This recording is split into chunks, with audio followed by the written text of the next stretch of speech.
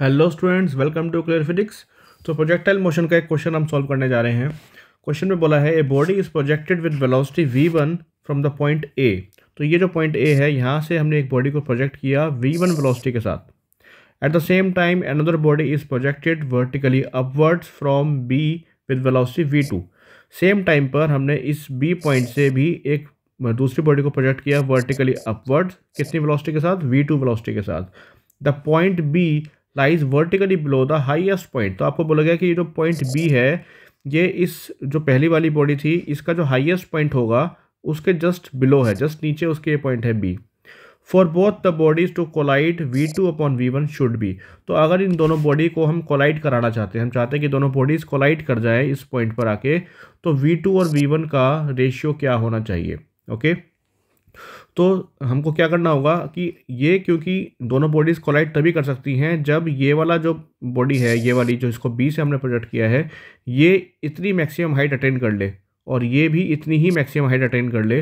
अगर दोनों same maximum height attain कर लेती हैं तो ये इस पॉइंट पर आके दोनों कोलाइड हो जाएगी। ओके, तो इस वाली बॉडी को इतना चलना पड़ेगा यहाँ से लेके यहाँ तक, और इस वाली बॉडी को भी इतनी यहाँ से लेके यहाँ तक आना पड़ेगा। बट वर्टिकली अगर हम देखेंगे तो वर्टिकल डिस्टेंस दोनों को सेम कवर करना पड़ेगा, जो कि इतना होगा यहाँ से लेके यहाँ तक का।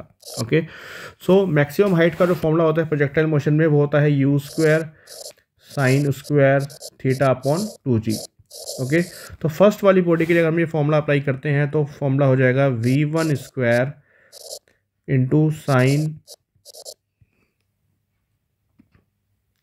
Square 30 degree upon 2g is equal to, ये हो गई मैक्सिमम हाइट किसकी? फर्स्ट वाली बॉडी की। इज इक्वल टू सेकंड वाली बॉडी के लिए सेम फॉर्मूले से हम आगे चल सकते हैं, बिकॉज सेकंड वाले केस में हमारा जो एंगल है ये 30 डिग्री था, फर्स्ट वाले केस में 30 डिग्री था, सेकंड वाले केस में हमारा 90 डिग्री हो जाएगा। तो इसी फॉर्मूले में अगर हम थीटा की जगह 90 पुट कर देंगे तो हमको मैक्सिमम हाइट मिल जाएगी दूसरी बॉडी की। ओके, तो क्या हो जाएगा? यहाँ पर फॉर्मूला हो जाएगा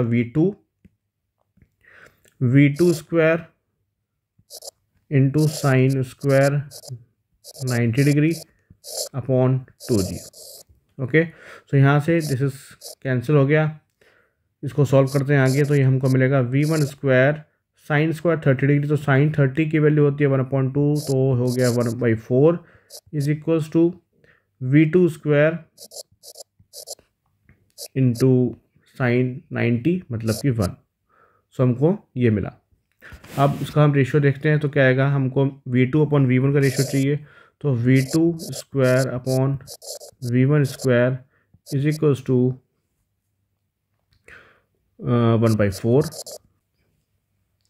सो v2 upon v1 will be 1/2। Okay, we can say 0.5।